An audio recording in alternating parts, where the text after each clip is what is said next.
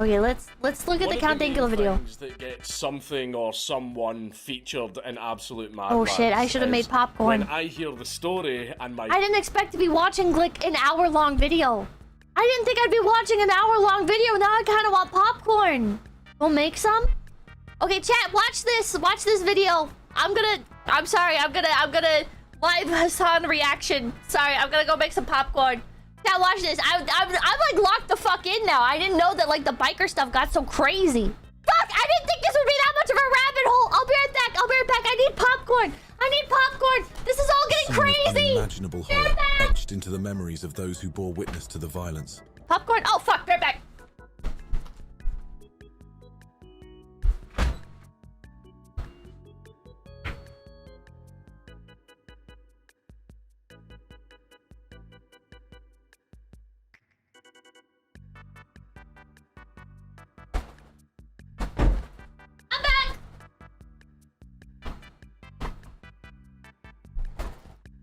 It's a little burnt. I can smell it. I can smell that it's a little bit burnt.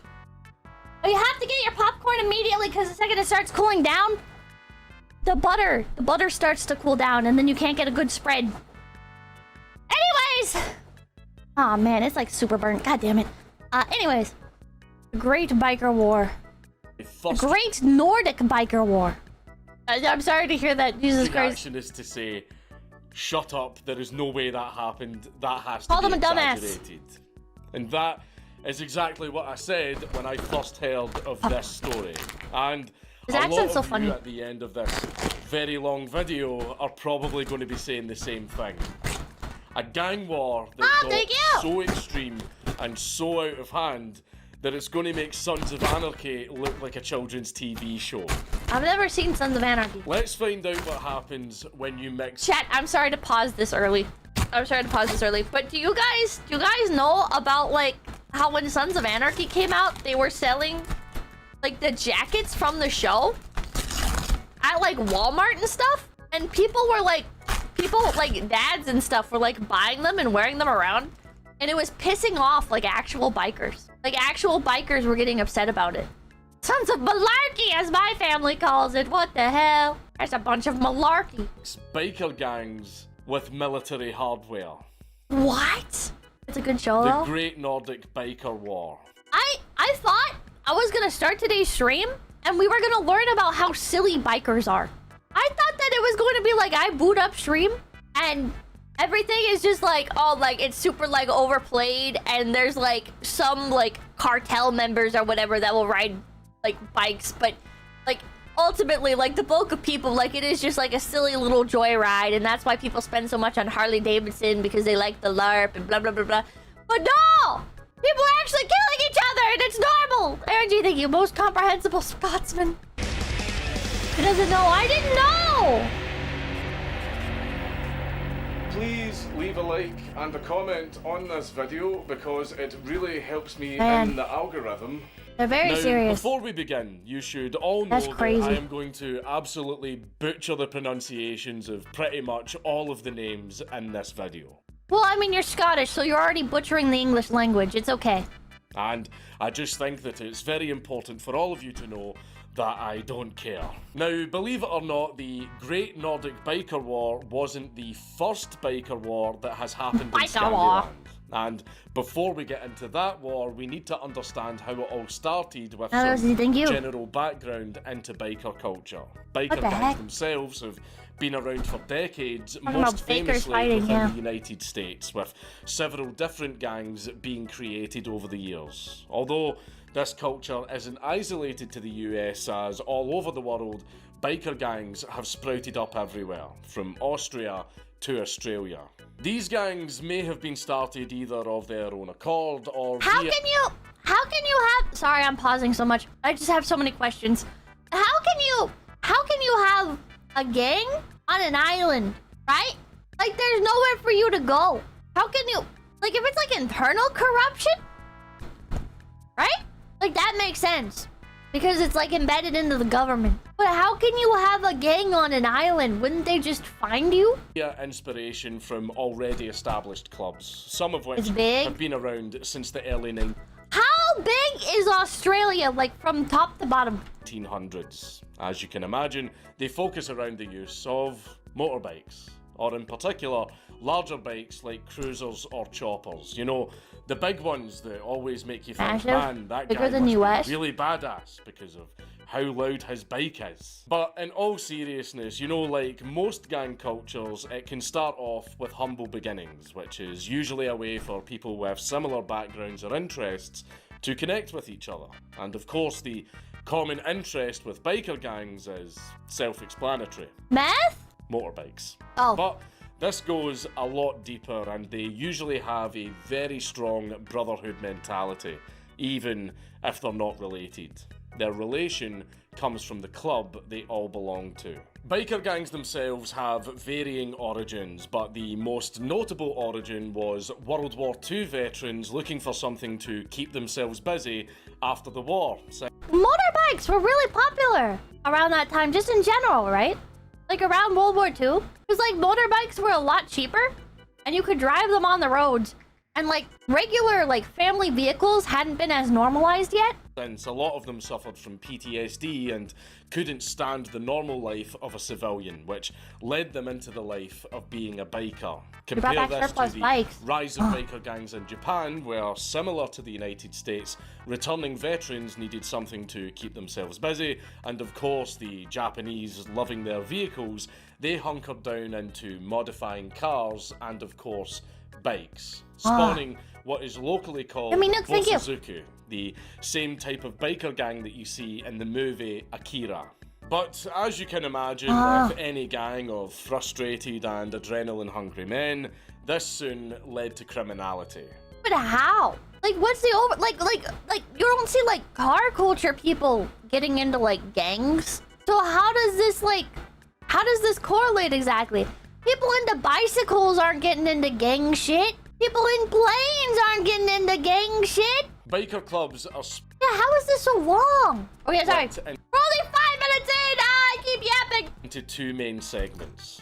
The ones that abide by the law and the ones that don't. Simply, they are split between your general run-of-the-mill standard motorbike enthusiasts and the outlaw gangs. These outlaw gangs usually go by the term of 1%ers, which refers to them being the 1% of bikers that don't follow the law and are true outlaws compared to the 99%. I don't know if this statistic is accurate. Maybe it's just where I'm from, but I feel like I've seen a lot of bike gangs. I guess there's a lot of people just on regular motorcycles, but I don't know. This is usually symbolised by a 1% patch worn on their vest, which again also has other patches to signify their club name, Comes from the rank, 60s. and even location. This doesn't apply to all of the outlaw biker gangs, but they were allegedly started in the early years of general biker gangs. Basically, you had the rich boys driving fancier bikes and belonging to government-approved Like a Harley clubs, Davidson. and then you had Wait, government-approved clubs? Was that a thing? the poors. This left a divide between the richer and more sophisticated bikers to the less fortunate working class bikers, of Yes. which most were veterans.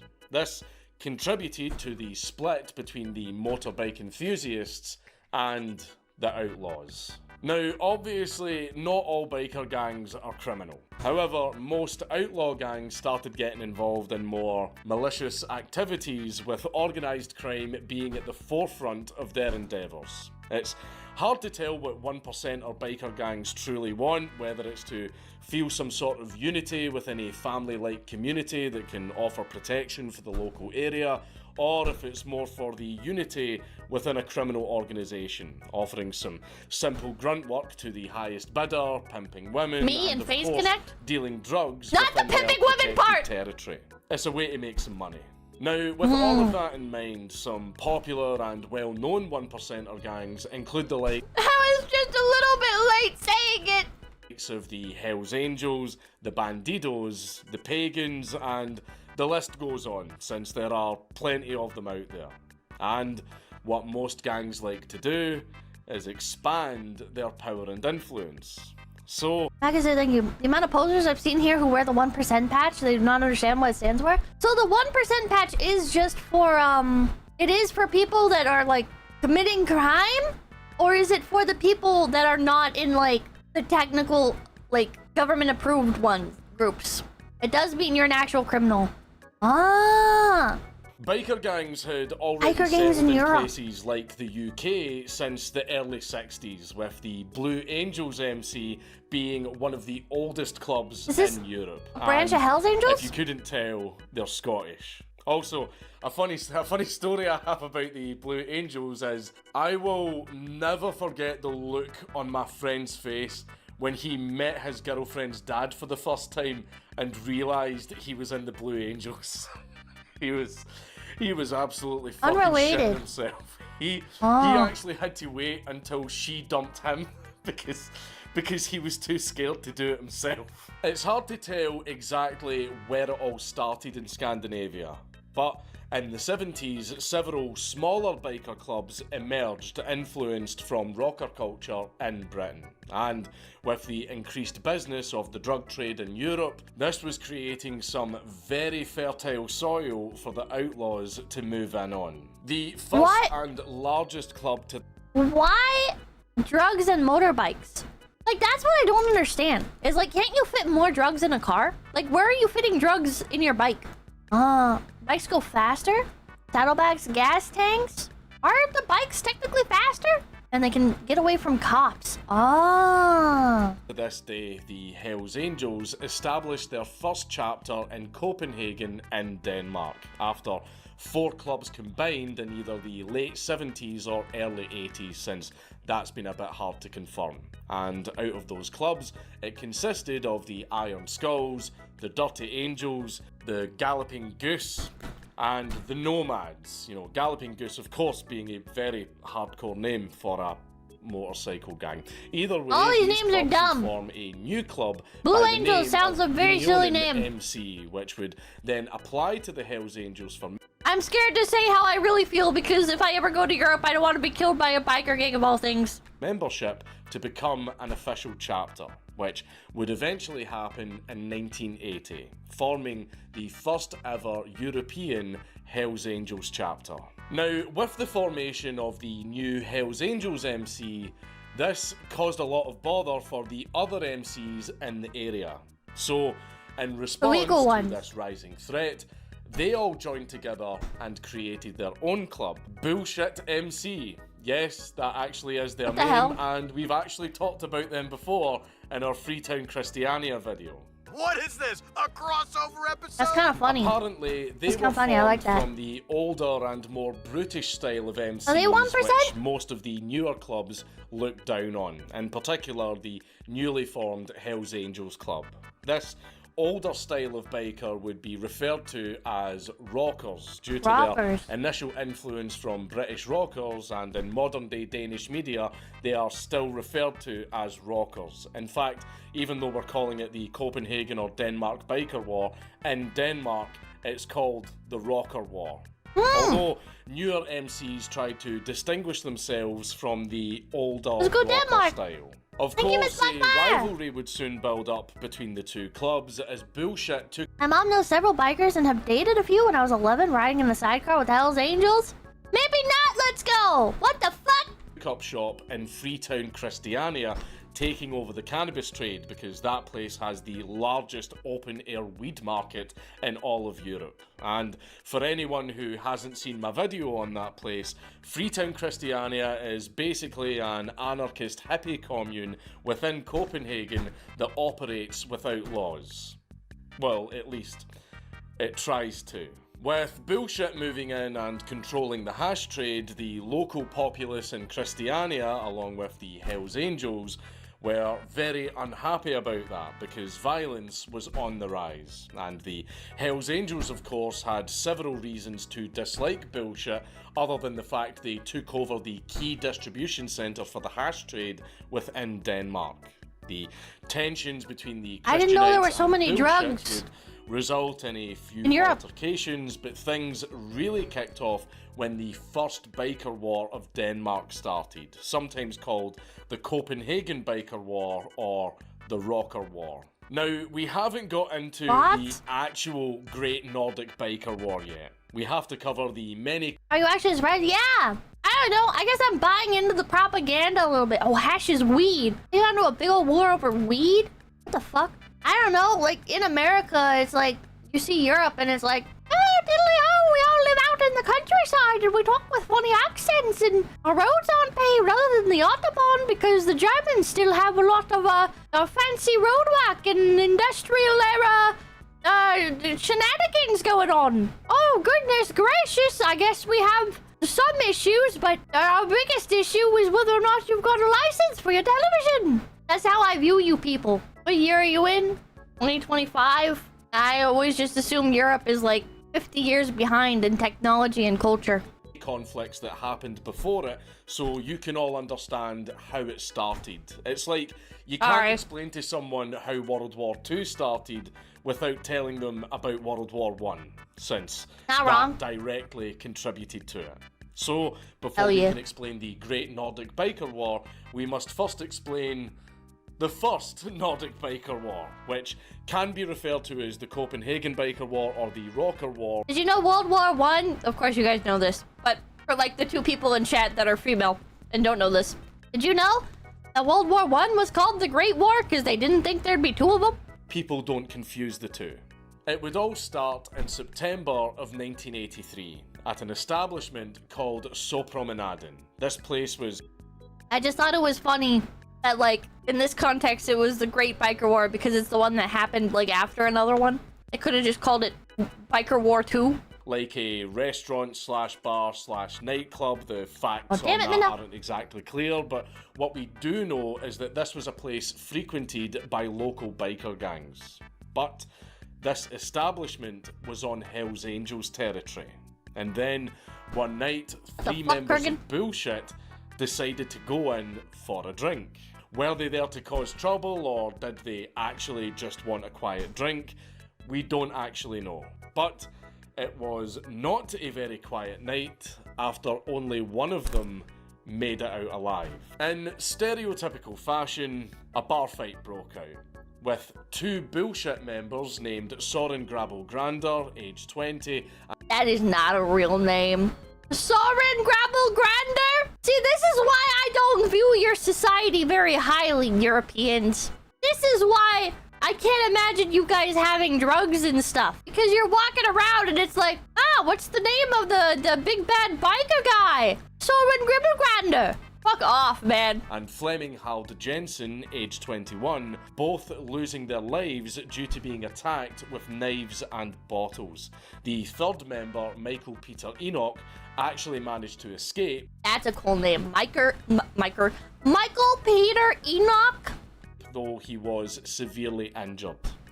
These were the first deaths of the Copenhagen Biker War. Soon after the attack, the authorities investigated and discovered that the Bullshit members were attacked by 4 members of the Hells Angels, though only 3 of them would be sentenced. The main suspect behind the killings, and the one that would receive the harshest sentence, was Bent Svanny Nielsen, more commonly known as Blondie, and he received 16 years for double murder. The other 2 sentences would include Henrik Kruse Jensen, aka Dirty, and Hansi Hansen, both receiving 5 and 4 years for their involvement. There was never really an explanation of what exactly happened other than it was a bar fight that went too far. But what we do know is that this was just the beginning. Most victims of the war were Bullshit members, with a total of 8 members being killed, including 3 presidents, which was a massive hit to Bullshit's chain of command. One of those presidents was a man named McCrellan, aka Mackerel, who allegedly was a very influential figure. Mackerel looks like he'd talk about NFTs on Reddit all day. Mackerel, who allegedly was a very influential figure, and his username would be Mackerel. The cannabis trade within Christiania. Bro would have gone fishing with his dad once and talks about himself as if he's a fisherman. On the 25th of May 1984, Mackerel headed out to his car with his wife at the time, Pia. But before they could drive away, a man called Jorn Yonke Nielsen got out of his own car and approached their vehicle. He then opened fire on Macro through the windshield with a Sten submachine gun. Thankfully, Pia managed to duck behind the car and take cover. Macro had been shot a total of 16 times. Where the fuck are you getting a machine gun from? I guess the war. I guess he already explained it to an extent, but what the fuck? And obviously died after being hit in the throat, chest, and back. After carrying out the attack, Jorn, or commonly nicknamed Yonke, Yonke? Yonke? Oh, looks like he's gonna audition for Hagrid in the latest Harry Potter! It looks like he's auditioning for woke Hagrid!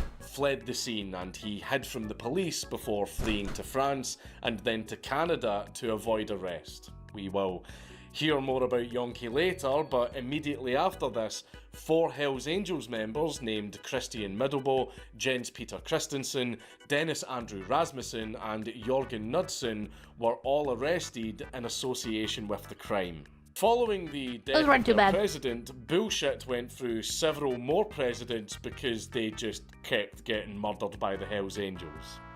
The next murder wasn't a senior member of the club, but instead a junior who was known as Little Brother.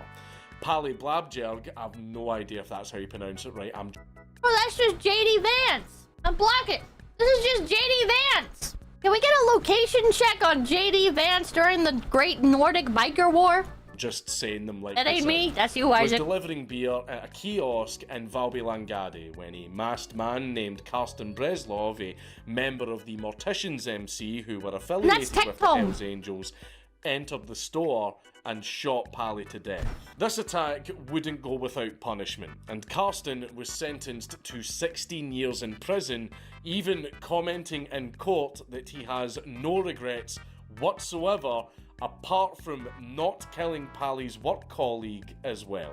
Not exactly the smartest thing to say, you know, during your sentencing. Moving swiftly on from one murder to the next, similar to the last hit, this one was also perpetrated by another Hells Angels affiliated club known as the Black Sheep. New president of Bullshit MC, taking over since the death of Macro, was a man named Anker Walther Marcus. I don't mean to keep going after these people, but this guy drinks IPA and goes to like indie performances in Portland, Oregon. His family owns a 2-story house in the suburbs of Northern California, and he escaped the city, moved to another city, and now he acts like he's a new man. But he's the same dude, he just drinks IPA and goes to indie concerts. AKA the Chief, who was attending a Christmas party at the Christiania pub, Nemo Land. And at this point, Christiania was still considered bullshit territory. That same night, it was described that 3 men in tracksuits came into the pub and were confronted by the chief along with 2 others who wanted to search the men, for obvious reasons. It's hard to tell exactly what went down next, but what we do know is that the chief was then gunned down by the 3 guys, along with one bystander being shot in the head in the crossfire. The bystander was identified as Lars Michael Larsson, who died at the age of 20. Lars Larson? The politician? Bro, Lars Larson died during this? But he still does his radio show. Out of the 3 men, which included Ole Bonnesen Nielsen and Renee Nodiskov Ludvigsen, were sentenced to 16 years for the murders, although they argued that the situation arose out of self-defense, since allegedly the chief had drawn his gun first. Although, considering that the 3 of them were knowingly on bullshit's territory and had guns on them, you know, it's... Man, I think at least bikers must be marshmallows because Pippa can't stop roasting them. It's all fun and games till one of the members of their gang comes to my fucking house and kills me in revenge for making fun of them. It's kinda obvious why they were there. Not only did this shooting make things worse for Bullshit MC, but the general attitude towards bikers in Christiania and Denmark as a whole would become much worse, since an innocent bystander had now been killed. And there was now an ever-growing interest from the police. Now, another interesting sort of hit was another man by the name of Michael Nicolaj Nielsen, who was shot by a bullshit member named Peter Espenson. Gay Hell's Angel, thank you for the $10. We ride up and down the street demanding attention. We wear matching leather. We give each other nicknames. We hang out with a questionable amount of men. It's not a gang, it's a pride parade. Don't the Hell's Angels kill gay people?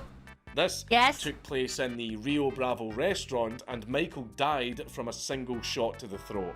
But when this was followed up with the police, Panic Peter was allegedly acquitted of manslaughter, and instead he was convicted under a specific self-defense law, arguing that he shot out of fear and agitation. This was further backed up due to Michael being affiliated with the Morticians MC, who... I think you're thinking of Nazis, but aren't a lot of Hell's Angels Nazis?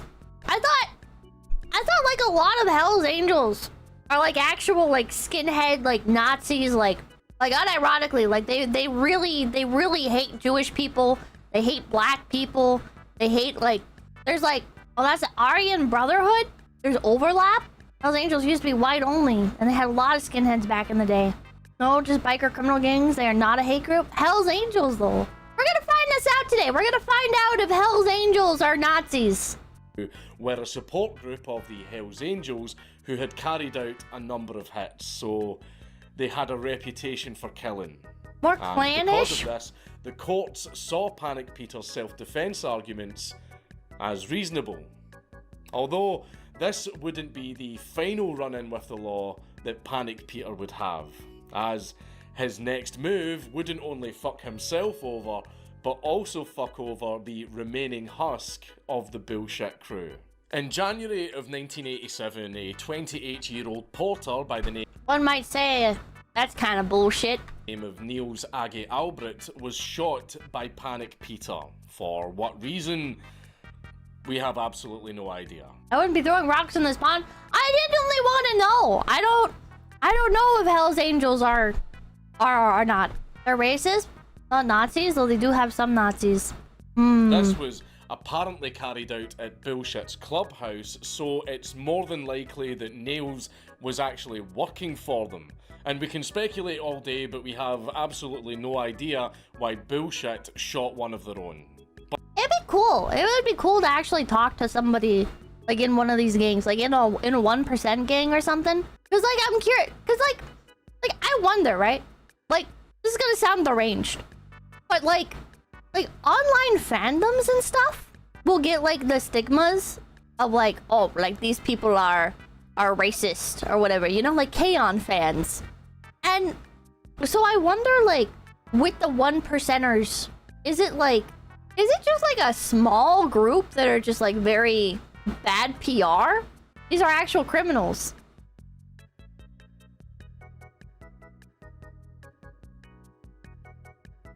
True. But what we do know is that the body was cut up and buried under the very Hells Angels is literally a gang. It's like saying Mexican cartel is ruined by a few bad apples. Is the Hells Angels like a proper like gang? Like they are a formed like criminal organization? Or is it a bike club that also has criminal... What's the name of your biker gang, Pippa? I don't have one.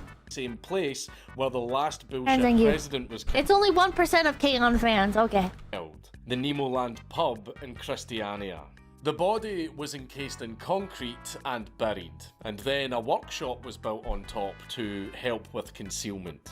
However, 8 months later, the body was discovered after an anonymous tip to the authorities. After somebody fucking narked. The discovery of the body, this caused a massive upheaval from both the authorities and local Christianites, which led to 9 people being convicted for complicity in the killing, along with Panic Peter receiving 14 years for the murder. And like we talked about in our Freetown Christiania video, the locals were now fed up with Bullshit's Bullshit. 150 Christianites surrounded the Bullshit gang and forced them out of Christiania, meaning Bullshit had now lost their key area of influence and had completely lost the weed trade. The Bullshit gang were truly defeated at this point. With barely any members left, they soon disbanded and... Jill, thank you. Not a biker, but Michael Franzi is an ex-mobster that has a channel? He was part of the Colombo family. His dad was an underboss. Chat, remind me of this. I want to do a stream talking about mobs. I want to do a stream talking about mobs after this. 1988. The final words from the Bullshit crew came from their last president, Jan Michael Linde, aka Curl, who called up the Hells Angels and said that they've sold their clubhouse. Ask for a collab, that would be so cool. And burned their vests. The war is over. So for the Hells Angels, it was very clear that the war was a decisive win, with the less organised and inexperienced Bullshit MC being completely wiped out. And let's face it, the entire conflict was pretty one-sided. Funnily enough, that very same year, one of the key figures in the Danish Hells Angels... I wonder what makes like one biker gang stronger than another? Like it has to just come down to like access to weaponry, right? Because like if your team has like a machine gun, like that is completely different. Numbers? But even if the other guys have a lot more people, if you have a machine gun, the willingness to commit violence, size and strength. I wonder if there have been any like biker gangs that have been smaller in size but able to control like more territory, to have like a bigger piece of the pie. Yonke, remember him, the guy that shot the Bullshit MC President Macro? Well, after going on the run for 4 years, he finally handed himself over to the Canadian police. It looks so jolly. He was then extradited to Denmark to be prosecuted for the murder. During this time, he even wrote a book called My Life, which detailed the killing of Macro and all of the details leading up to it. I guess it seemed like the perfect time to come back home as the war was over and the Bullshit gang was no more. Though, when he returned to Denmark, he was sentenced to 16 years for the murder. They didn't kill him though. I mean, like that's something? That was basically the Hells Angels until they became the biggest one, really. Can you get arrested for being like just like visually affiliated with the Hells Angels? And a cool little fact. Like if you wore like a jacket that says I'm part of the Mexican cartel, like that would probably get you arrested, right? Fact for you as well, if you want to actually go and see the very gun that he used in the Macro murder, it's actually on display in the police museum in Copenhagen. Wait, that's kind of badass. I want to see that. Anyway, with the war over, the Hells Angels became the dominant MC in Denmark, with 2 supporting clubs looking to be patched over. No crime, no arrest. But wouldn't it be like affiliation with like terrorist organization? Like legally, isn't that how that would work? Because they're doing like drugs, like organized like drug running and stuff, right? I think if I was a cop and I saw someone wearing a Hells Angels jacket or something, I would not pull them over. I'd be too much of a coward. I'd be way too much of a coward. I wouldn't be able to do that. This would lead to bitter ends, as in 1992, the Morticians... Yeah, really? Name every gang you just like, gang. Rebranded themselves to the Undertaker's MC, now a rival gang of the Hells Angels they once supported. Oh! You can see where this is going. So to give you a picture of the situation, the Hells Angels successfully placed a foothold onto mainland Europe by taking over the biker scene in Denmark, although they had made a lot of rivals after the first biker war. Now, of course, they wanted to spread their influence to other areas of Europe, in particular the Nordic countries. With that in mind, each country with their own pre-established club. Why didn't the biker gangs establish themselves in a country that had like a lot of excess weaponry? Like, why didn't they like go to like Germany or something? They did? Did Denmark have like a lot of old weaponry laying around? Funny you mentioned that. It's called America. Well, Europe was drowning in weapons at the time. Oh, all the Nordic countries did. clubs heard about what happened in Denmark. They knew that the Hells Angels were most likely going to try and expand into their turf, so they prepared for them. In response, the Hells Angels looked to boost their own numbers. This led to the expansion of the Hells Angels throughout Scandinavia, with the next chapter to be opened in Norway, Trondheim, with the Rowdies MC being the first Norwegian Hells Angels chapter in 1992. That's sick. 666 license plate. And Sweden soon following, as the Dirty Dragons from Malmo were also patched over in 1993. The Dragons allegedly were allowed in and endorsed by the Danish Hells Angels because they apparently defeated two other local clubs for the right to be Hells Angels and wear their club colours. This expansion would also continue into Finland, although this patch over would not be as easy as the last three, since there was some local Finnish drama. Although some clubs hated the idea of joining the Hells Angels, others were rather keen on joining, to the point where they would fight each other just like in Sweden. So in Finland, there were two main clubs looking for membership into the Hells Angels: the Overkill MC and the Iron Hog MC. In 1992, the Overkill MC was considered a hang-around club for the Hells Angels, meaning they were on the doorstep of the initiation process. So it's basically the equivalent of saying, yeah, you guys are cool, so you can hang around with us, but you aren't full members yet. But of course, Overkill How do you become a full member, I wonder? wanted to become a fully patched Hells Angels chapter. Now, apparently the Iron Hogs weren't too happy with this, and there was a fight between them and the Overkill members, which the Hogs won, which made the Overkill members look like bitches to the Hells Angels. So of course, they had to win their reputation back. So to win back their respect, they basically jumped the president of the Iron Hog MC at a restaurant in Järvenpää, which, to be fair, we don't know the full details of the fight, but if several guys jump one guy, does that really prove they aren't bitches? I don't know. Bikers are weird. But anyway, the Iron Hogs soon withdrew from trying to be initiated into the Hells Angels, and the Overkill MC regained their reputation, although they Did their leader survive? weren't getting in without some sort of drawback, and this came in the form of a police raid. Only a few months after beating up the Iron Hogs president, late at night, the gates of the Overkill's clubhouse were broken down by the Finnish police using an armoured personnel carrier while a Super Puma helicopter kept overwatch. As you can imagine, several members were arrested and allegedly even a dog was shot. I guess not only were Finnish biker gangs getting inspiration from America, the police were as well. This incident caused some trouble within the club, and it seemed like the perfect situation to separate the dedicated members from the more cautious, as, fearful for their freedom, several members left the club. This included a few people who were involved with the beating of the Iron Hogs president, and some others who also received jail time, further putting off more members.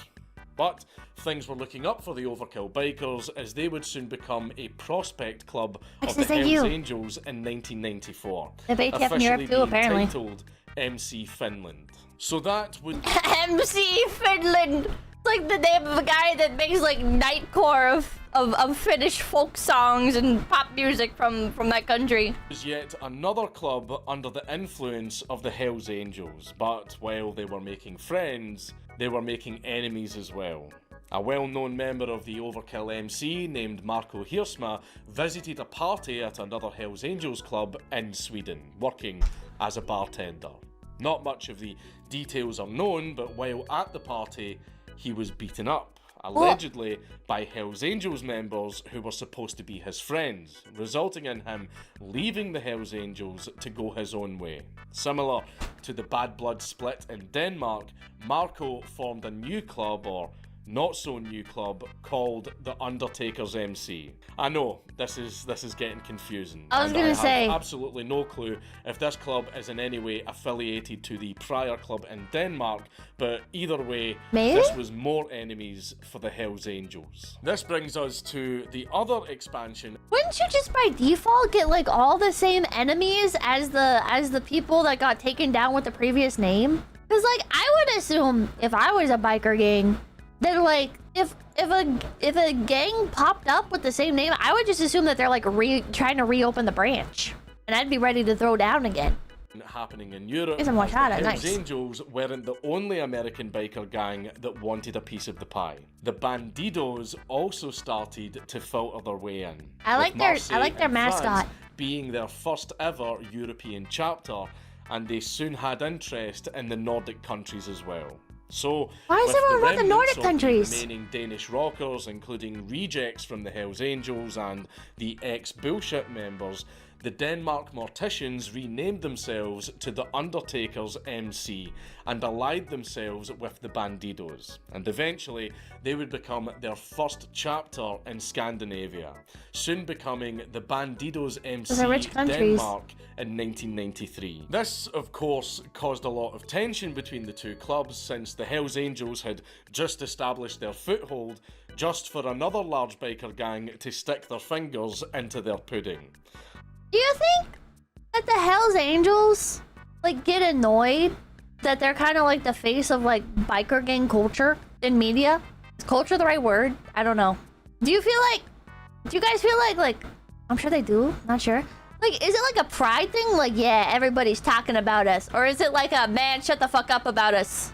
A bit of both? Or should I say, they're Danish. This was just the beginning, as more clubs in the area soon followed with the idea of merging Depends with on the the person. Bandidos. For what specific reasons, we aren't sure, Fuck, but what thank we you. do know is that plenty of other Scandinavian clubs weren't keen on the newcomers, so by joining with the only other large gang, this would give them more security over their local club. Of course, the Bandidos were more than happy to take in these clubs as new chapters, since it would increase their area of influence within Europe, especially in the drug trade. More and more clubs would join the Bandidos as either they opposed the Hells Angels' ideals or due to other factors such as the Morbids based in southern Sweden. At first, they received an offer from the Hells Angels to join on the condition they merged with a rival club of theirs known as the Rebels, to which the Morbids said,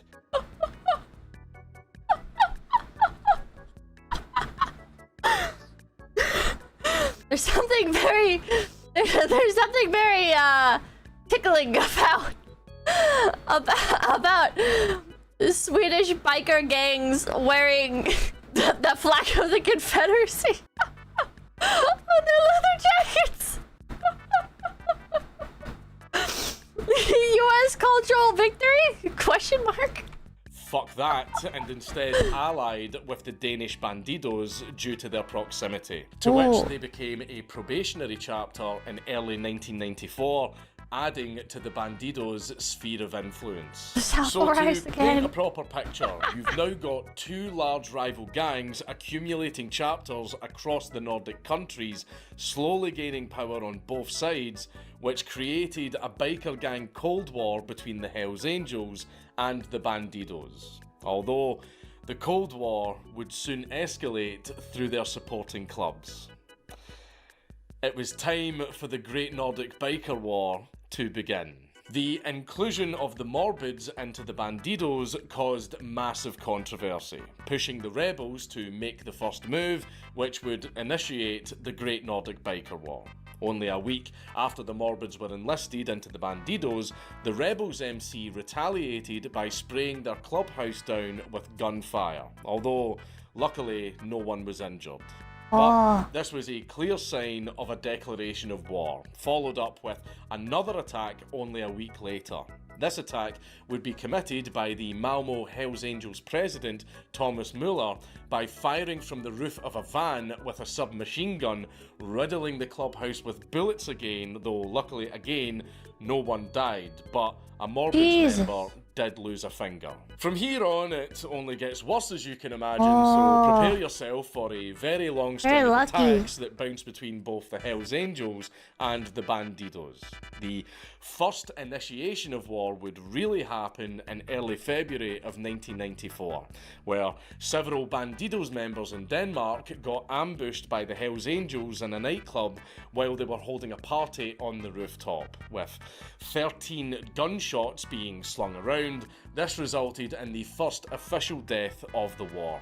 Joachim Bowman, a member of the Rednecks MC who were associated with the Hells Angels, died in the gunfire. Rednecks others MC? were injured, which included members from both sides. This attack, of course, made the war official, as a Hells Angels associate had been killed. In their own ambush, may I add, so that was a little bit embarrassing for them. But before the Hells Angels could respond, it would actually be the Bandidos that would strike this time, with a bit more of an explosive attack. This brings us to the equipment arc of the war. Now, you've probably noticed that these attacks mostly consist of shootings with some serious firepower. Now, Black Iron Darka, thank you for the $10. Hi, Pippa. I've been a huge fan of you since I fell down the VTuber rabbit hole after getting into a motorcycle accident. Thank you for getting me through the hardest time of my life so far. Oh, thank you.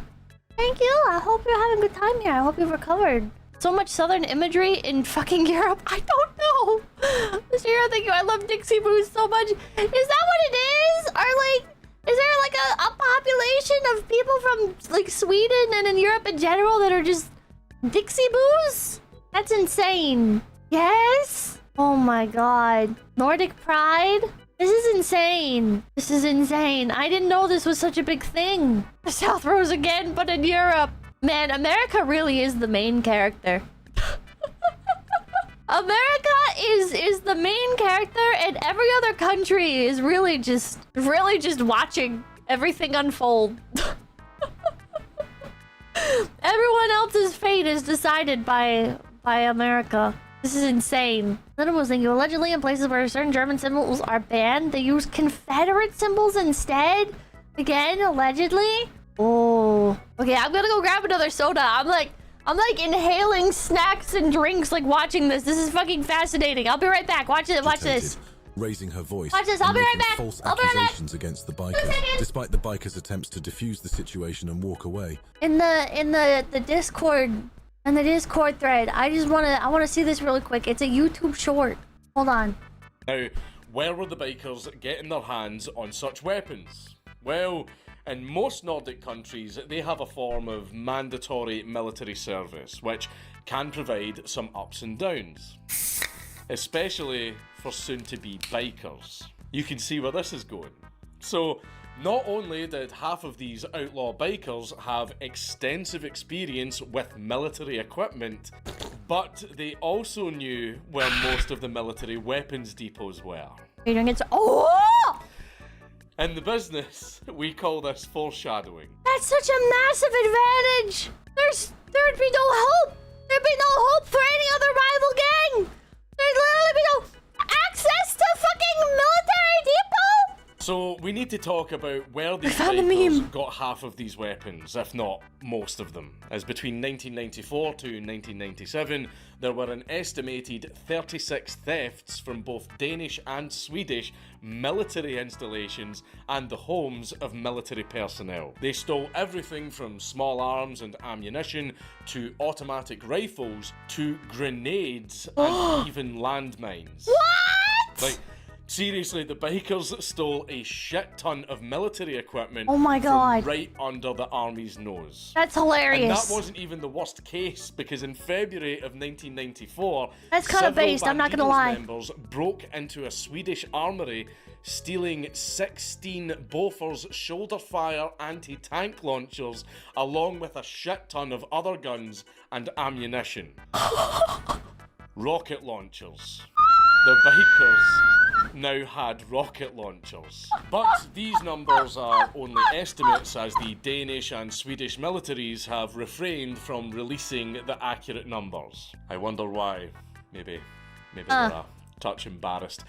Yeah, I wonder why they didn't want to fess up to how much shit got robbed from them right under their goddamn noses. Fucking rocket launchers! On the other hand, the Hells Angels went for a more black market type of approach, as they sourced many of their weapons from Eastern European countries, acquiring many ex-Soviet and Yugoslavian weapons. This was the 90s. The Iron Curtain had fallen, the Soviet Union had collapsed, and basically every ex-Soviet general started selling off all kinds of Soviet military hardware so they could get the fuck out of Dodge and retire somewhere sunny. This is insane. This is insane. You're telling me the Soviets were allowed to, like, Soviet generals and stuff were allowed to just sell off their shit? The black market completely flooded with Soviet weaponry, which even now, 30 years later, is still being used in organised crime.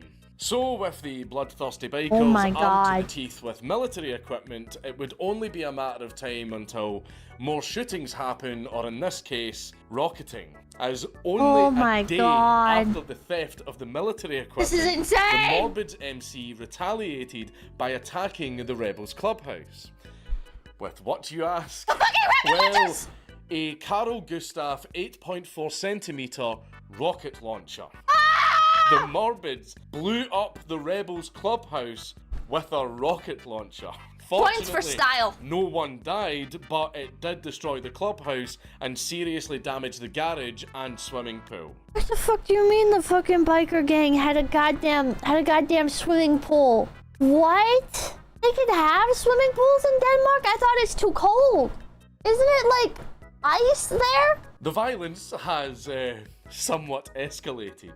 This brings us to some good old-fashioned biker politics. You see, as of now, the conflicts that happened in southern Sweden were between chapters that, yes, were both affiliated with the Hells Angels and Bandidos respectively, and although the attacks may have been endorsed by higher-ups in the local area, these attacks were not approved by the real big boys. Now, you're probably asking, what do you mean by the real big boys? Well, you've got to remember, like the original chapters, right? Like the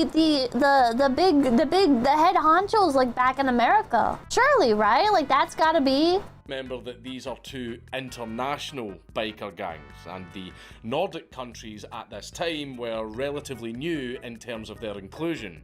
Across the sea in Burgerland is where the real leaders of the Hells Angels and the Bandidos were, who the Nordic biker gangs were supposed to answer to. However, I wonder if they cared.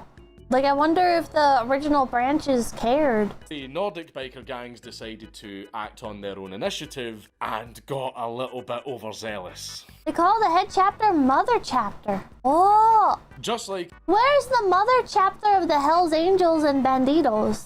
In countless previous scenarios where two large powers clash, they of course don't want to butt heads directly, but still want to inflict some sort of damage to the opposite side while protecting their own assets. America, no, but like what area? Texas for Bandidos? Hells Angels is Oakland?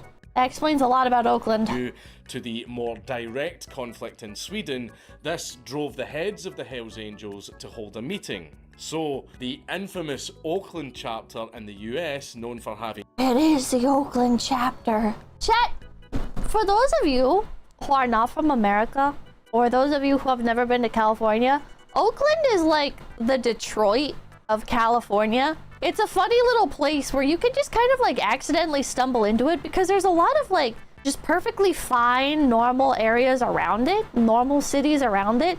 And then you go into Oakland and it's literally GTA. Like, I might be able to find Oakland, California is GTA. Like, there's videos. It's... Oakland is just... It's something. Being key figures such as Sonny Barger invited the president of the Malmo chapter in Sweden, Thomas Muller, to this meeting to discuss the issues that were arising in Scandinavia. Although the Hells Angels weren't keen on the expansion of the Bandidos so close to their own territories, they still technically had a non-aggression pact in place from a previous meeting with the Bandidos in Paris, known as the Paris Pact. But with that in mind, the Bandidos had also agreed that Sweden would be considered Hells Angels territory, and they encroached on it. So it seems that both sides had broken the pact, but it was clear that the Hells Angels wanted to avoid a direct war. More than likely because that would attract even more attention from the authorities towards the drug trade they had throughout their sphere of influence. Doesn't matter what type of gang it is, war is bad for business. So when the Hells Angels and the They have treaties? I mean, I think that makes sense. I think that makes sense. US met with the Bandidos in Texas, Which they rate? basically said they couldn't control the actions of the Morbids in retaliation for the initial attacks from the Malmo chapter. Furthermore, the Yeah, that shit sucks. Wait, which tasted better? Chicken and engine oil or chicken and baby oil? What you say next will determine whether or not you receive an invitation to a certain island. Tinden actually showed open support for the probationary chapter. Thank you for the gift more sub! diplomatic issues since you've been Baby oil goes crazy. The Diddy chicken was the best. Oh no. Oh no, oh no, oh no. Chat, do not let this man open a Minecraft server. basically got the big boys from the Bandidos not giving a fuck, along with the European heads being pretty chill with their club, acting in revenge. So, even though the Hells Angels big boys weren't keen for a war, the European branches seemed more than happy to have one. Now, Okay, there, of course, I've there got was Switch some chat as well now. disconnect between the continents, so eventually the American Not the branches Diddy of the chicken. clubs would soon visit Europe to prepare for the final forms of negotiations. This would initially start with a delegation from the Houston-based Bandidos travelling to meet both Hells Angels chapters in Malmo and Copenhagen, so it was inevitable back to the video. that the war would soon spin out of control. With things ramping up, the clubs basically threw the idea of peace straight out the window and focused on expanding. Along with this, more and more fights would break out, and not long after the attempted negotiations, the next killing would happen. 1994, the president of Barely MC, which at the time was a supporting club of the Hells Angels, shot another president by the name of Carrie Corpy, who led the girl? Clan MC. Ah! Yeah, Ah! Which chat, don't look! Clan with a K. Either way, the shooting was... What country was this? Wait a minute. You can't have that. That's American culture too. right outside a restaurant in Yarvin. I thought for you guys it meant Catholicism or whatever. You can't have it both ways, you greedy fucks. And it was clear that things were a bit a less lane. methodical and as strategic as the last war. We aren't sure exactly what went down during the shooting, but what we do know is that the perpetrator, Johan Osainen, was arrested and later sentenced to 9 years in prison for manslaughter. Now, some sources argue that this was an isolated incident between the two men since they had personal problems with each other and it was less to do with the overarching war. But since the Clan Gang was apparently affiliated with Clan the Bandidos, Gang. it wouldn't surprise me if their personal problems were over a dispute about the war. It may not have been a strategic hit, but it definitely ramped up the war, especially happening right after the negotiations. With the war accelerating, it was clear to the other biker gangs in the surrounding areas, you're either with the Hells Angels or with the Bandidos. There is no in between. So, for safety, a lot of them picked a side to avoid being targeted by both gangs. The very same month the clan president was shot, another two clubs in Oslo, Norway moved to being hang-around clubs. And Wouldn't again, a hang-around club is when Wouldn't it have made like a lot of sense to just like temporarily dissolve rather than get caught up in this? Because this is kind of like, what if it was like iPhone versus Android? And like some of your, like, depending on which phone you had, some of them would spontaneously combust. And if you had like a Xiaomi, it would still spontaneously combust. Like, I think I would just get rid of my phone. I think I would buy one later. A prospective MC starts to hang around with the MC that they want to join so they can get to know each other. The Customizers MC followed in the footsteps of the Hells Angels, and the Rabies MC started leaning towards the Bandidos. The one thing that I've noticed about this war is that throughout it there were only a few larger confrontations, which, don't worry, we will get into, but for the most part it was little shootings here and there. The shootings would sometimes be pre-planned targeted affairs, or would usually be spur-of-the-moment happenings because the guys got into an argument in the street or at a bar. This would usually spiral out in a few more occurrences of violence, after which the dust would settle for a few months, just for it to all start back up again. For example, the next known incident after the cases in June happened between November and December at the end of 1994. It starts off with a member of the Morbids MC, who were affiliated with the Bandidos, being shot in his car in central Helsingborg, a city in southern Sweden. We are not sure if this was a planned hit or if it was a wrong place, wrong time type of thing, but either way, just 2 days later, the Hells Angels and the Bandidos... What if it was completely unrelated? What if he got shot completely, like, just by accident, by, like, a random mug? Had a massive fight at a nightclub, and shortly after that, a guy was murdered in the local prison of Helsingborg for apparently snitching on the Morbids. Then, to escalate the violence even further, the Bandidos had obviously been listening to the wolf tones because 2 car bombs were discovered in the cars of 2 rebel MC members in early December. So yeah, that doesn't really top the literal rocket launcher attacks that were used earlier, but it's clear that things were about to get a lot more explosive. So, car bombs. Are car bombs common in Europe? Well, before we go into the later years of the war, I'm just going to be honest here. There were so many incidents and confrontations that if I was to cover all of them, I would be here for years. So what I'm going to do instead is just cover the more notable events of the war. So the year is now 1995, and the biker gangs decided to start the year with a shooting.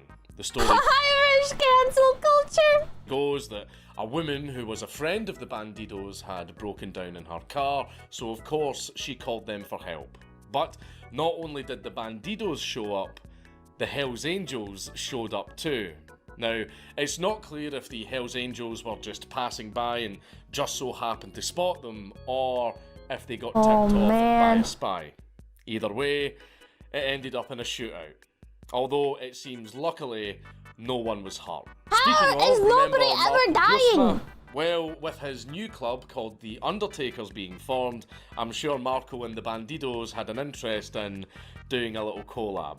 We aren't sure specifically when they merged, but in 1995, they eventually joined under the banner of the Bandidos, adding to their list of clubs. What does that mean? Good job! Up until now, a lot of the action would happen in a single area for a long burst, in this case southern Sweden, and then a few other incidents would break out in smaller bursts in other areas. This would probably be a mixture of planned tactics and not so planned tactics. You see, the Hells Angels and the Bandidos had very different mindsets when it came to gang warfare. This was best described by a commander from the SOCA who said, and I quote, "The Hells Angels are not like the Bandidos, who are kamikaze pilots. The Hells Angels always try to measure out the pros and cons, what is good, what is bad.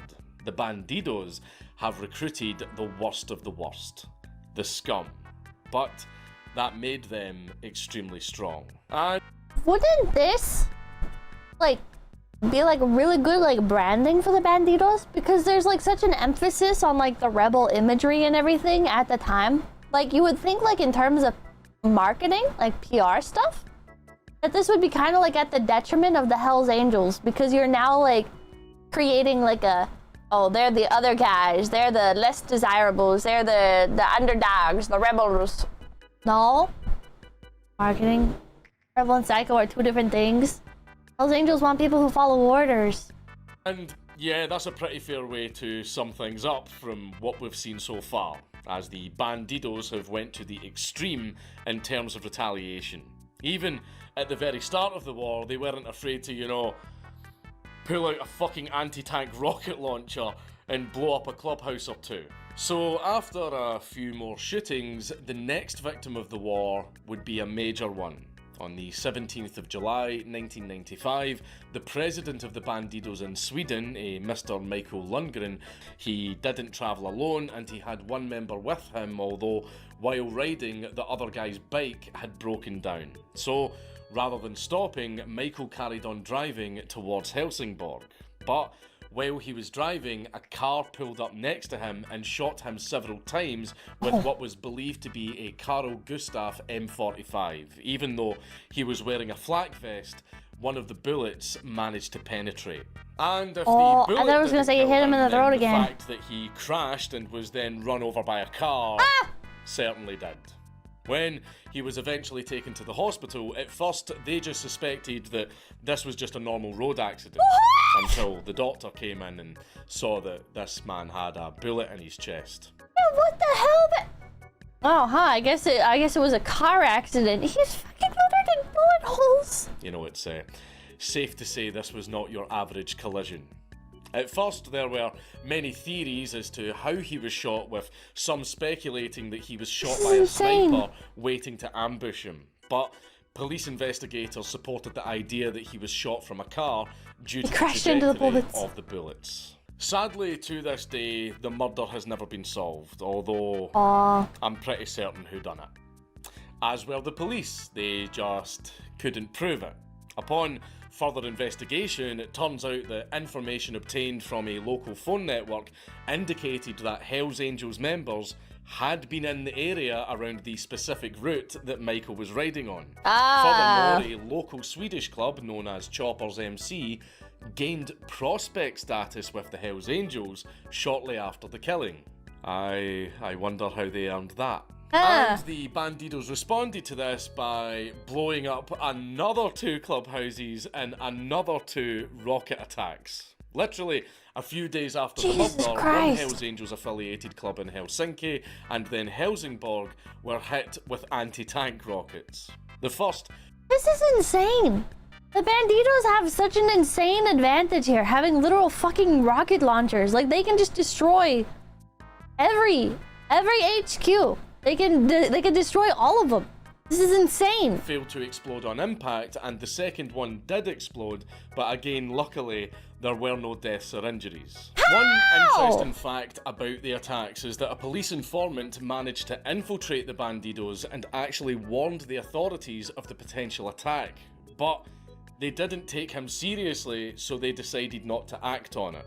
Oh Thankfully, my god! no one was hurt, but what's the point of having an insider if you aren't going to use his knowledge? Also, it seems that feds knowing about attacks and letting them happen anyway is actually a global thing. Yeah, an ongoing global thing. Maybe, like, I can kind of, like, understand the feds in this situation, though, because it's like, oh, like, the Bandidos are gonna hit the Hells Angels HQ with a rocket launcher. Okay, well, then that means, like, one less biker gang HQ in the area. Right? So I feel like that one, I guess, like, makes sense. Now, for the most part, all of that was the key details of what happened in 1995, other than, of course, more clubs being formed. This time, not a Hells Angels or Bandidos club, but rather... And one or more fewer rockets, true. A club that was established by the Outlaws MC, who are another well-known American biker gang, although this would be their sole club for the time being, located in Oslo, Norway. Wait, so Outlaws is a type of biker, but it's also a biker club. And due to their positive outlook on the Bandidos, they also aligned themselves with them, but they would remain an independent club, with the Hells Angels sending them a little warning in the form of a few gunshots being fired at their new clubhouse. Finally, we reach 1996, which in my opinion was the most impactful year of the war because of just some of the insane shit that went down. And it seemed that the Bandidos wanted to up their explosive influence by first throwing a bomb at a Hells Angels clubhouse in Hamar in Norway, and then following it up with petrol bombing another clubhouse and a tattoo studio in Oslo. Now you're probably thinking, okay, I understand the clubhouse, but why the tattoo studio?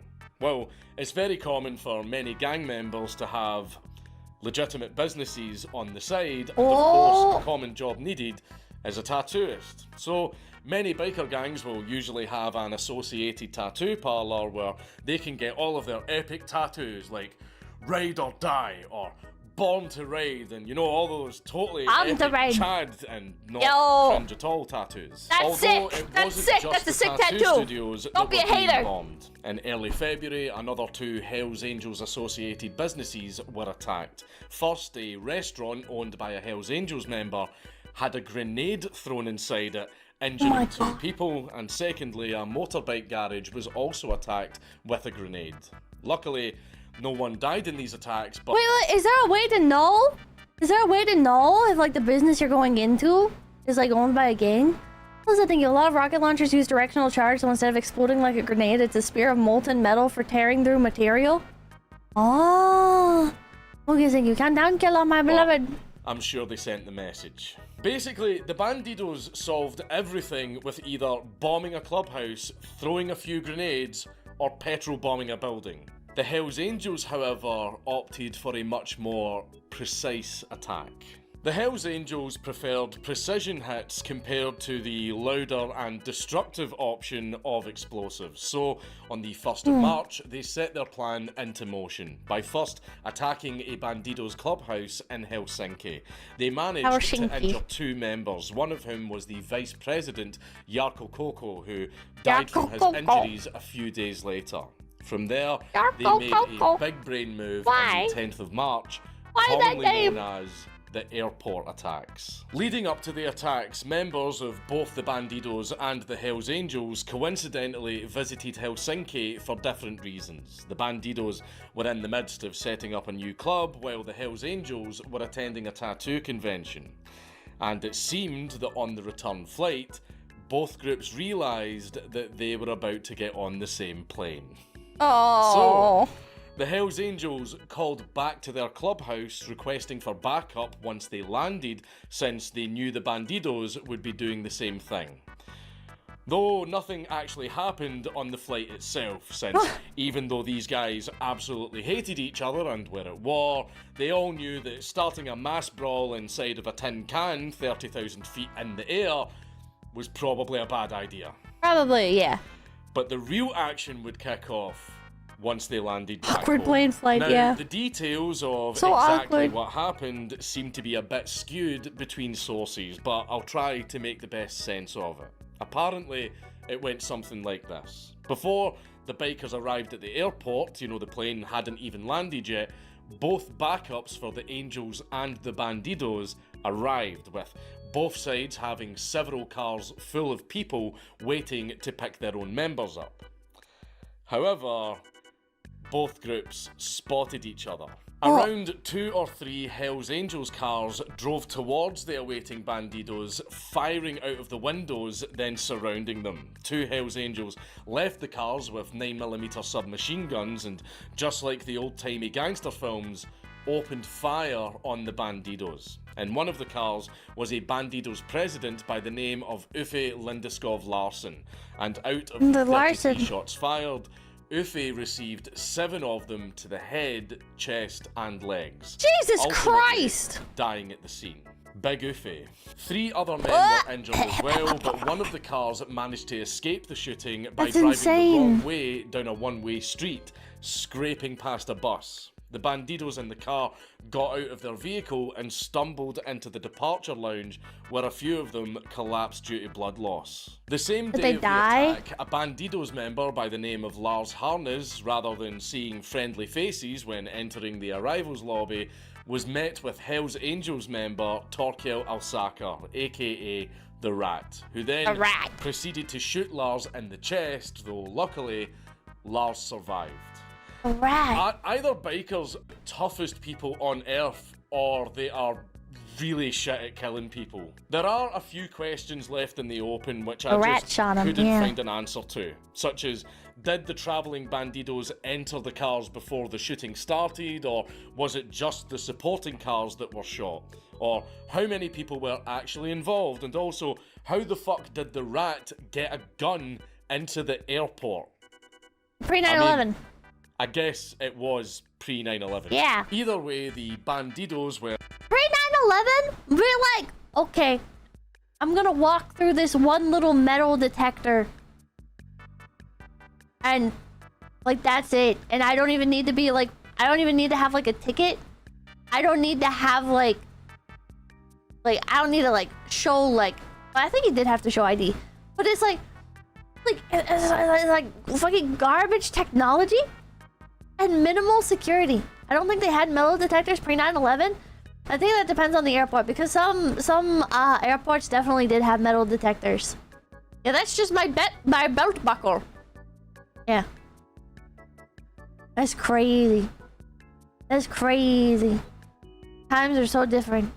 Nowadays, it's like, can you remove your jacket and also your shoes and also your hat and also every piece of technology that you own needs to be inside of its own bin, or the little scanner thing gets really mad. Oh man, did you put your laptop battery on top of your laptop? Well, now we're gonna have to pull it aside because according to our machine, it looks like a bomb. Hey, you didn't bring in an apple from Colombia, did you? were heavily injured. That'll be $600 in fines after those attacks. But this wouldn't go without some sort of retaliation and consequence for the Hells Angels. Several of their members were imprisoned for the attacks, including accomplices such as the drivers of the cars. But the local feds were the least of the Angels' worries now, since they had really kicked the hornet's nest. So, in retaliation for the airport shootings, how do you think the Bandidos responded? Please, take some time to think about it. You'll Also, yeah, Fillion fucking accidentally bringing a fake ID into the airport, that's insane. That's fucking insane. I think I have such shit luck, I would get put on the no-fly list immediately. never guess. Rockets.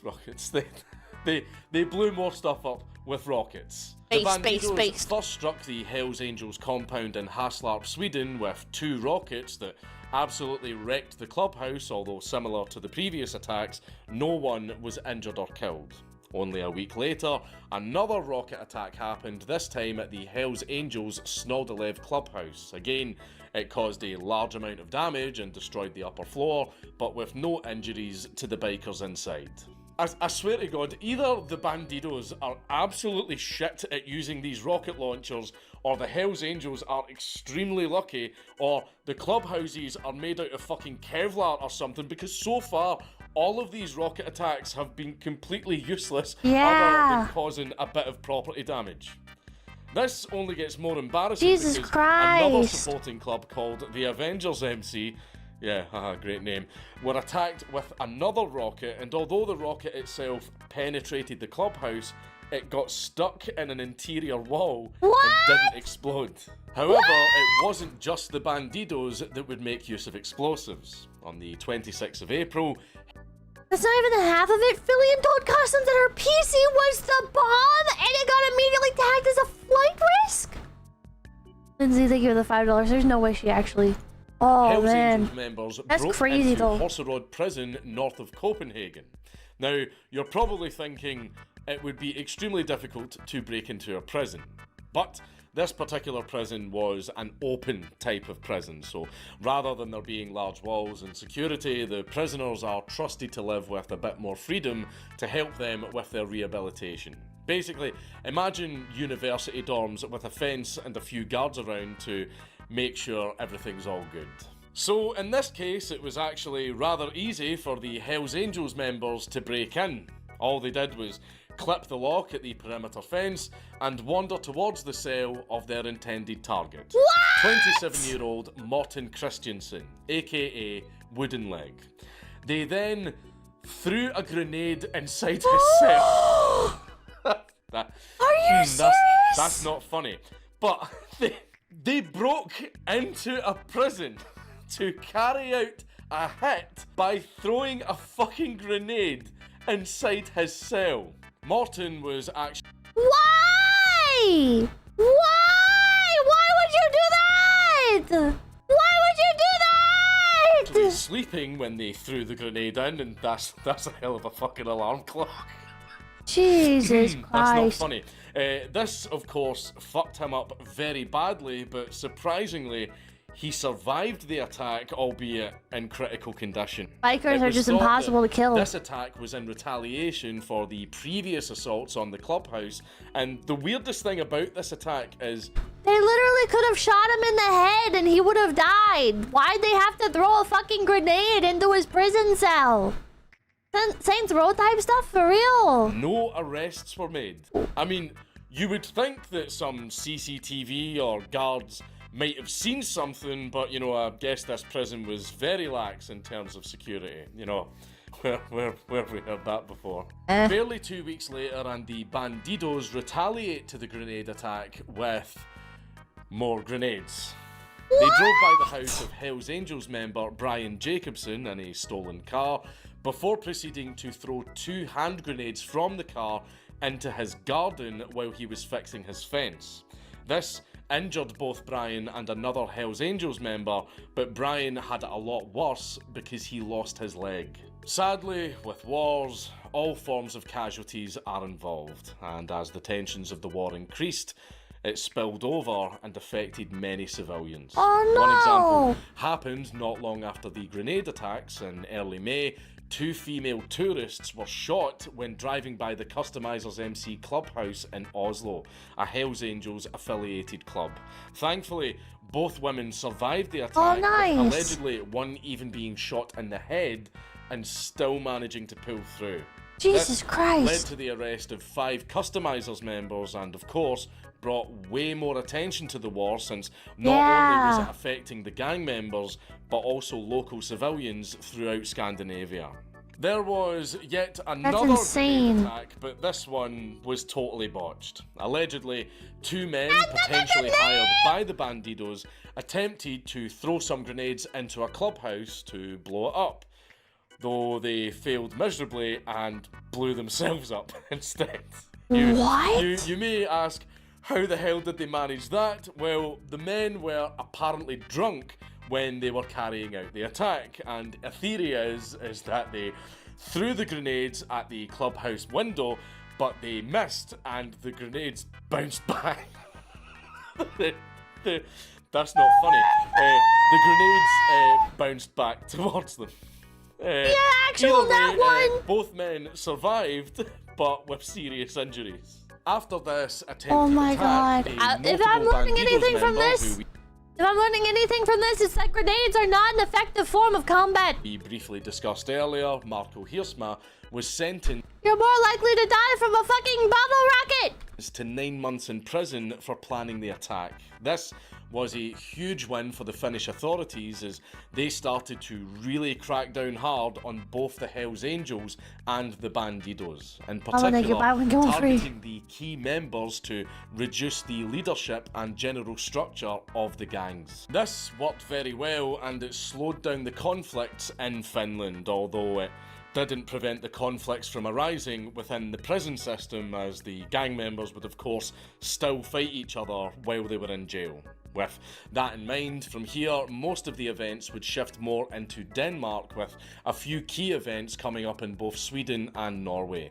Another thing is that, honestly, this war could have been 10 times worse, since there's been so many opportunities for several people to be potentially killed or injured, but either some form of technical difficulty got in the way, or sheer luck helped some bikers and bystanders not get killed.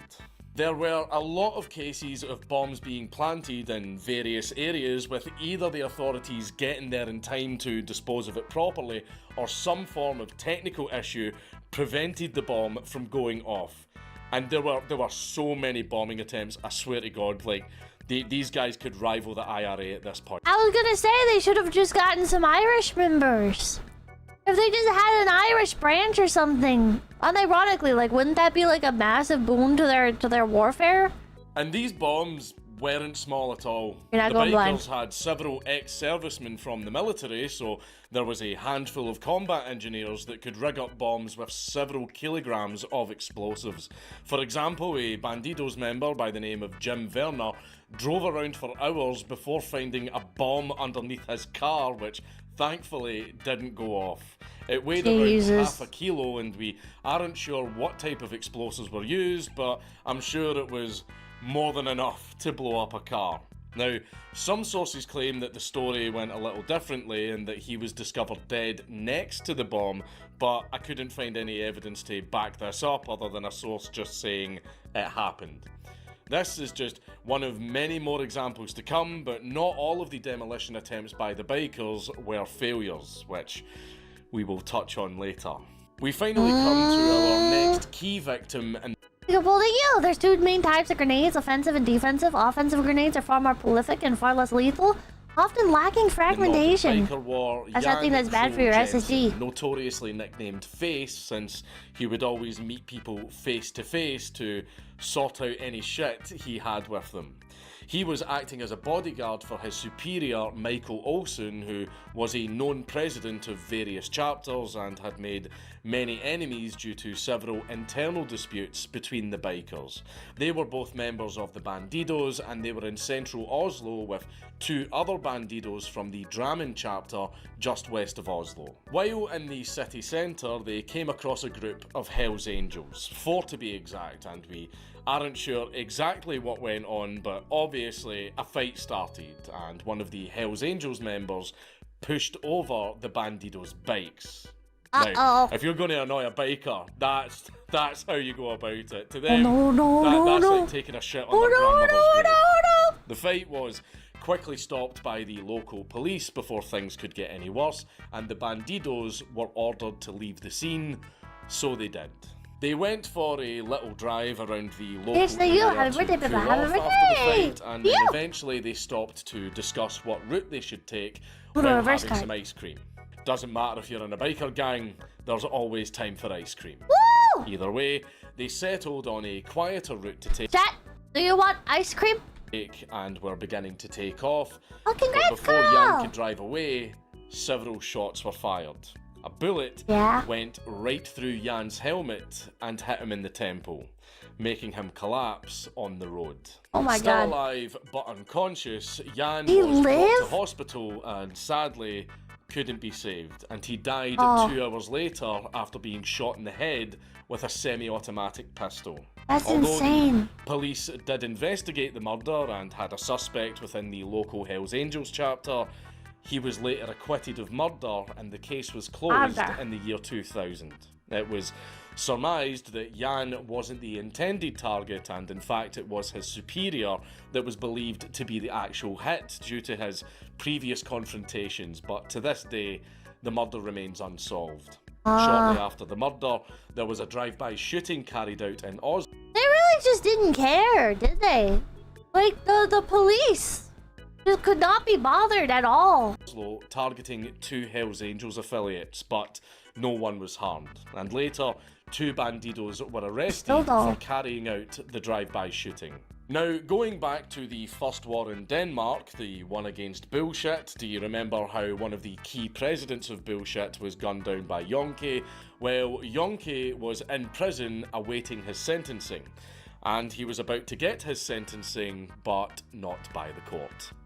On the 25th of July, Yonke was about to get a surprise visit as 2 unknown gunmen entered his prison armed with automatic weapons and grenades. They found Yonke's cell and attempted to kick the door in, but it was locked from the inside. In open prison, sometimes prisoners are given the keys to their own cells. Since they couldn't get inside, they fired over 20 shots into the cell, hitting Yonke in the stomach and arm. They then left a grenade at the door of his cell, which didn't cause any further damage because, well, it's a prison cell door. Miraculously, Yonke survived the attack and allegedly even had a bullet lodged in the back of his head, which can't be removed to this day due to the dangers of the surgery. Oh my God. This was the second time that bikers managed to just waltz into a prison and cause chaos. But of course, this made the authorities start to move notable gang members to more secure prisons to prevent something like this from happening again. Moving on from prison break-ins to shootings, one of the most notable shootings that happened during the war took place in late September in Roskilde. Chat, if somebody was just in chat, like, typing up these stories, I would think that they were lying. Everything that happens here is fucking insane and so, like, unrealistic. It's like, oh yeah, like, some guys, like, they got into like a shootout, and yeah, like, one guy, he got shot in the head, but he was fine. He was fine. Oh yeah, it's, some guys were throwing grenades at an enemy enemy HQ, and the grenades bounced off of the windows and rolled back to them and blew them up, but nobody died. And I go, thank you.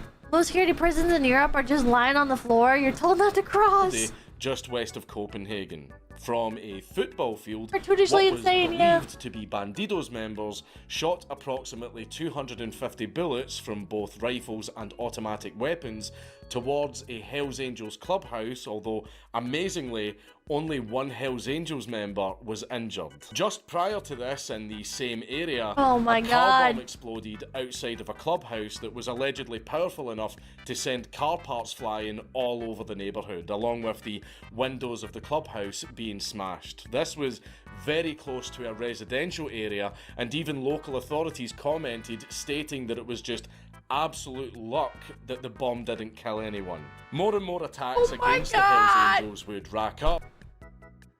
Is Scandinavia chosen by God? Why do you people survive? I don't understand. You have plot armor, but also you wear, like, Dixie Boo stuff. It's so confusing. Up as the Bandidos would use more rockets, grenades, and bombs. Even in Odin's Sweden, protection. they couldn't escape the bombings as a bomb was set off outside a Hells Angels club in Malmo, which injured 4 people and fucked up a lot of the surrounding area. Funnily enough, the Hells Angels within the club itself were absolutely fine, but this bombing caused a lot of civilians to be evacuated. It was clear that even the public were getting sick of the war at this point, since it was now not just isolated to gang members, but also affecting many civilians in the local area. So, in protest, there were apparently up to 100 people demonstrating against the Hells Angels within Malmo. This brings us to one of the most well-known attacks during the war, which took place in October of 1996. The Hells Angels were holding their annual Viking party, which was attended by over 150 people at the time of the attack. This was a mixture of Hells Angels from throughout Denmark, with potentially other members attending from the local Nordic countries. But it wasn't just Hells Angels that were attending. Various civilians from all around Copenhagen were also in attendance. Now, it's hard to tell why they were invited. Some sources speculate that this was a way to try and integrate with the local community while building a form of rapport with them, since the reputation of the bikers throughout Scandinavia had been stained due to the war. Either way, there were plenty of partygoers and things seemed to be going well. Why would anybody go to this? 25-year-old Niels Poulsen, who had received extensive training in the military with anti-tank equipment, prepared for an attack on the clubhouse. Using a shoulder-fired rocket launcher, he fired at the compound and managed to kill 2 people and injure another 19. Those that died were a Hells Angels prospect by the name of Louis Lindy Nielsen and a woman named Janne Krohn, a 29-year-old single mother who attended the party with no connections to the Hells Angels or any other gangs. Among the injured was a notable Hells Angels president by the name of Christian Middelboe, who, if you remember, was one of the people that assisted in the killing of bullshit President Macron during the First War. As you can imagine, this was a great travesty to not only the Hells Angels, but to the local populace, and any chance that the Hells Angels had of regaining their reputation with the local community Well, that was definitely ruined now. Of course, after the attack, there was a thorough police investigation, and they managed to narrow it down to Niels Poulsen being the culprit. Niels but Poulsen. apparently, this was due to another Bandidos member tipping off the. What is a single mom doing at a gang party? I mean, she didn't know. She didn't know, so like, she didn't know that it was a gang party. Police, which leads to even more questions. Niels fled to France shortly after the attack, but he would later be apprehended by the authorities, who confirmed it was him due to several key pieces of evidence. For starters, he had... Why wouldn't she know? Oh, the gang party was trying to garner good faith with the general population. They marketed it as a community event.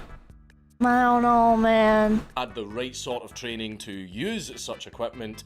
He was affiliated with the Bandidos, and along with this, he had a remaining scar from using the rocket launcher, as well as leftover DNA found on a balaclava that he dropped after the attack.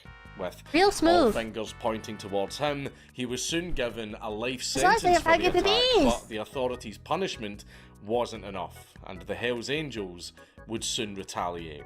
But before we touch on to that, we need to discuss how the local authorities decided to deal with these rogue biker gangs. For starters, prior to the Viking Party attack, the local mayor actually attempted to ask the Hells Angels to leave their clubhouse because at the time they actually rented the space from the government.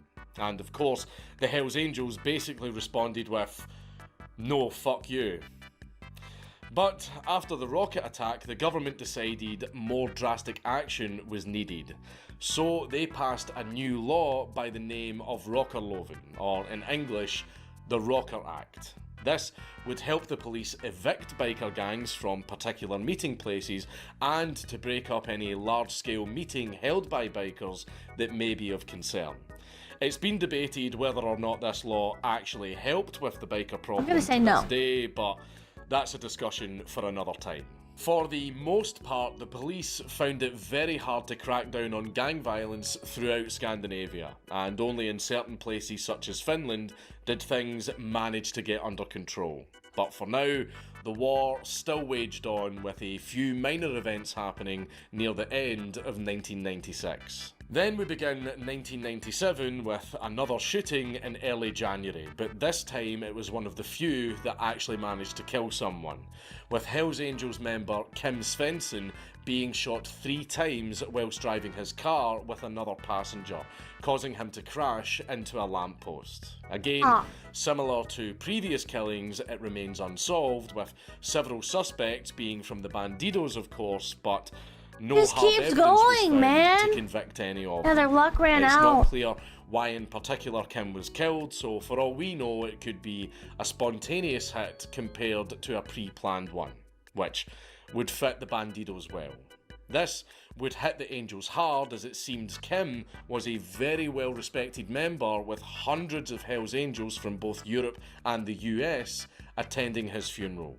It would seem Jesus. that Do they the have like a Hells Angel took Discord some server? inspiration from the Bandidos by attacking a prison twice in the same month. First in early February, an allegedly prominent member of the Bandidos was targeted while incarcerated within a prison located IRC, in Hoge, yes. Oh my God. Denmark. And they attacked it with an RPG. They arrived outside the prison, figured out what cell their target was in, and then fired an RPG at the cell. The first attack was a failure because the rocket penetrated the wall, landed inside the cell, and then didn't explode. The Not very prison reliable service even equipment. commented saying that the prison officers, along with other inmates, don't feel safe. And yeah, I can see why. As for the second attack, well, that took place within Denmark again, but in another prison in Holbæk, and this time the rocket again failed to explode after managing to penetrate 2 prison walls. So it would seem that the Hells Angels are trying similar methods to the Bandidos by focusing on well-known members. The last attempted prison attack was carried out in early May with a rather unusual method. Rather than going in guns blazing or shooting rockets at the prison cells, this time the Hells Angels decided to send a bomb into the prison. But not just any bomb, a razor bomb. And no, I don't mean a What is bomb that? that was filled with razors that would burst out like shrapnel, you know, It's a like razor in bomb. Dishonored. Instead, they allegedly packed 95 grams of explosives inside an electric razor, which would detonate once it was plugged in. But thankfully for the Bandidos member, who was the intended target, the razor was intercepted by prison customs when they realised that this shaver... The prison actually did something? There was some level of prison security? felt a lot heavier than it should. Speaking of bombs, this brings us to the largest bomb set-off during the war. On the 4th of June, late at night, John Gerhard Berger, a member of the Screwdrivers MC, drove a Volkswagen Transit van filled to the brim with between 30 to 50 kilograms of explosives, which consisted of a diesel and fertilizer mixture. He had been It was just because it was heavier, they didn't really check? That makes sense. instructed by his superiors that if the Screwdrivers were to become a full-fledged Hells Angels chapter, they would have to blow up the Bandidos clubhouse in Drammen, Norway. What the So fuck? he drove the van and parked near the clubhouse and scouted out the area to make sure that there was no one nearby. To make sure that they weren't caught, he drove the van down particular roads that had no surveillance, along with not taking a mobile phone with him. But to properly disguise himself, he wore different clothes, along with a black wig. Once he got out of the van, he used a bicycle strapped to He's reading off a fictitious script. Sometimes it kind of feels like that. the van as a way of escaping until he could get to his pickup point. There, he would be hidden inside a box disguised as a toolbox within the car of another gang member who was the getaway driver. Oh my That all went God. to plan, but they had used far too much explosives. The shockwaves could be felt from 500 meters away, causing a massive amount of damage to the clubhouse and surrounding buildings. And with the explosion being so large, innocent bystanders were caught in the blast. Irene Astrid Bakevold, a 51-year-old woman from the local area, was killed in the explosion while driving past it with her husband, who survived the blast, but he was seriously injured. In total, there were 22 people injured due to the blast, and the Bandidos clubhouse was now on fire due to the explosion, although all the members inside managed to escape unscathed by running out into the street in their underwear. Out of the 3 Bandidos that escaped the flames was Michael Garcia Olsen, one of the previous Bandidos members targeted by the Hells Angels, and it was believed that he was the main target of the bombing, although that hasn't been confirmed. Now, this was a massive failure, not only for the Hells Angels, but for bikers in general. If the public didn't hate them before, they certainly would now. Irene Astrid Bakevold, a 51-year-old woman from the local area, was killed in the explosion That's while sad. driving past it with her husband, who survived the blast, but he was seriously injured. In total, there were 22 people Was it just like injured the due to the shockwave of blast, it, and or? the Bandidos clubhouse was now on fire due to the explosion, although all the members inside managed to escape unscathed by running out into the street in their underwear. Out of the 3 Bandidos that escaped That's the so- flames was Michael Garcia Olsen, It's like one the of ultimate shaming. previous Bandidos members targeted by the Hells Angels, and it was believed that he was the main target of the bombing, although that hasn't been confirmed. Now, this was a massive failure, not only for the Hells Angels, but for bikers in general. If the public didn't hate them before, they certainly would now. The Screwdrivers MC were eventually granted membership into the Hells Angels, but also had 7 members being convicted for the bombing. But this wouldn't happen until several years later. In general, the war slowed down compared to the years prior to the Drammen bombing, but there were a few more attacks that happened before the war would finally be over. The last death would be of Bandidos member Bjorn Gudmundsson, who was shot outside of a cafeteria in Lessellige, Denmark. Bjorn, along with 3 other Bandidos, were leaving to get their bikes, but before they could leave, 14 shots were fired at them. The perpetrator was Van Schmidt, a well-known Hells Angels member who would later receive the patch of one of the Filthy Few, a common patch given out in biker gangs for any member that has killed for the club. The final act of war would happen with a bang as a hand grenade was thrown at a Banditos clubhouse in Dalby, That's a patch they give Denmark, out? with fortunately no casualties. With war eventually comes peace, and that brings us to the closing segment of the war. With the war lasting for almost 4 years, it was clear that both the bikers, local governments, and most of all the civilians throughout Scandinavia were Like all merit just badges. exhausted from all the violence and destruction. This brought both sides from Europe and the US together in peace talks to discuss how this war would be resolved, with negotiations first starting in the US, but it was clear that the real discussion had to happen on Danish soil. Denmark was a pivotal area for the Nordic bikers, since it was one of the largest and most involved in terms of the war. So, the final talk would happen in Copenhagen, with even the local police agreeing to provide security and logistical support to the talks, which would help contribute to the talks remaining neutral, though the police themselves wouldn't actually be involved in the peace talks. What? That's how- Filthy Frank was a patched Hells Angels member? Are you fucking with me? You're fucking with me. Filthy Frank. Hells Angel. He wasn't? Okay. The police didn't even run in and start handcuffing everyone. They wanted staged. It looked these peace staged. talks to happen, even if they had to facilitate it. That is how bad the police just wanted all of this to be over. This would lead to the heads of both sides meeting on the 25th of September 1997, which would include Bent Nielsen, aka Blondie, to represent the Hells Angels, along with Jim Tinden being there on behalf of the Bandidos. They made some agreements and arrangements with each other, and they finally agreed to peace. What agreements and arrangements What did the they make? fuck? We don't know. But whatever they agreed upon, it brought the fighting The police to an never end, at stepped least in? for now.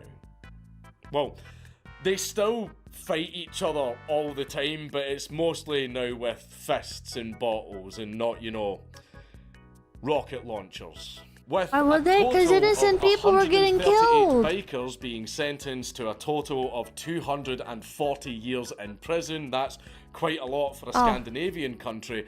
And a total Okay, the police of were 9 doing something. bikers being killed, along with 2 civilians, shootings, grenade attacks, rocket launcher attacks, and bombings, some of which inside multiple prisons. This war truly affected Scandinavian society and would shape more conflicts to happen between various new gangs that were appearing on the scene. I didn't know This Scandinavia whole had thing such a sounds drug like Michael problem. Bay fucking wrote it, right? But, there was literally a full-blown conflict between biker gangs armed with military hardware. But, fortunately, they finally agreed to peace. In Europe. Because while the neither. European theatre had come to an end, there were other parts of the world that were going to have their own biker wars. Some with many, many more casualties than the Great Nordic Biker War. But This was so we can tell those cartoonish. stories another time. This has been a very long video, and I would like to go home now. It was so long. And it didn't feel real. On YouTube, everybody just subscribe. Oh. Everyone say thank you, Mr. Dank. Everyone say thank you. Thank you, Mr. Dank. That didn't feel real. That didn't feel real at all, chat. It's like, it was so absurd at the time. It was like, everything that happened was like, yeah, so these 2 groups got into a massive shootout and nobody got hurt. And you're like, oh, okay, I guess their aim is bad. And then it turns into these 2 groups got into a massive shootout. and they hurt themselves in the process. And you're like, what? What? And then it escalates further. These two groups had a massive shootout with rocket launchers and grenades. And then nobody died. And you're like, what? But the pool died. Oh, okay. Loose changing you. That Supreme Court justice dank to you. Okay, my bad, my bad. They keep breaking into jails instead of out of them. Yeah, what the fuck's up with that part too? I feel like I didn't really learn that much. Like, that was an interesting story, but I am kind of sad that I didn't get to, like, learn more about, like, the history of like, any of these clubs, like, at all. It was just, I mean, I guess I learned 4 years of history in, like, a specific region. In 1 year, out the other. No, it's just, it wasn't like